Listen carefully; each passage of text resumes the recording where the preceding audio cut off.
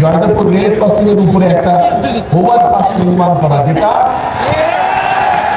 তিনটা খালকে পুনর্খনন করবো আমরা, যাতে এখানে পরিষ্কার পানি চলাচল করতে পারে, স্বল্প মূল্যে যাতে থাকার ব্যবস্থা করা যায়, সেটিরও একটি পরিকল্পনা আছে আমাদের শ্রমিক ভাইদের জন্য। যে গাজীপুর, এই গাজীপুরের জন্য আমরা কতগুলো চিন্তা ভাবনা করেছি এই এলাকার মানুষের বিভিন্ন সমস্যার কথা চিন্তা করে। যেমন আপনাদের এইখানে জয়দেবপুর রেল ক্রসিং এর উপরে একটা ওভারপাস নির্মাণ করা, যেটা নির্মাণ করলে আপনাদের এখানে যে বিআরটি প্রকল্প আছে, এইটা বাস্তবায়ন করে যে যানজট, অসহ্য যানজট, এই যানজট যাতে দূর হয়, আপনারা যাতে সহজে চলাফেরা করতে পারেন, ইনশাল্লাহ এইটা আমরা। আর চিল্লাই খাল আছে, এগুলো কি বন্ধ হয়ে গেছে? পানি আছে না নাই? চলে? হ্যাঁ, 200 সব বন্ধ হয়ে গেছে।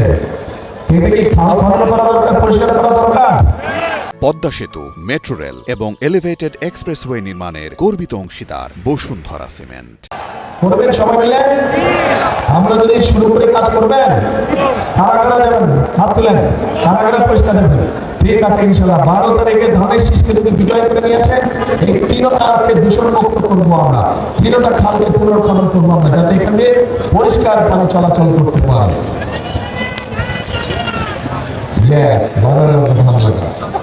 প্রিয় ভাই বোনেরা, আপনাদের এখানে শ্রমিক ভাইদের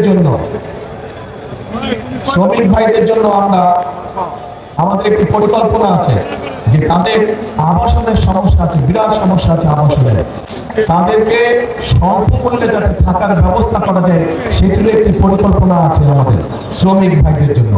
এখন এই পরিকল্পনাগুলো আমরা গ্রহণ করেছি, এই পরিকল্পনার পাশাপাশি আমরা নারীদের জন্য ফ্যামিলি কার্ড, কৃষক কার্ড করছি কৃষকদের জন্য।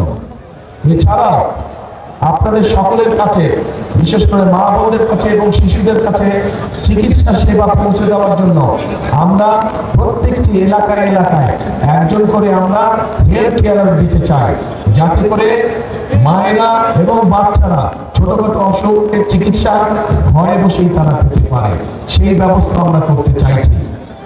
সবার আগে বাংলাদেশ।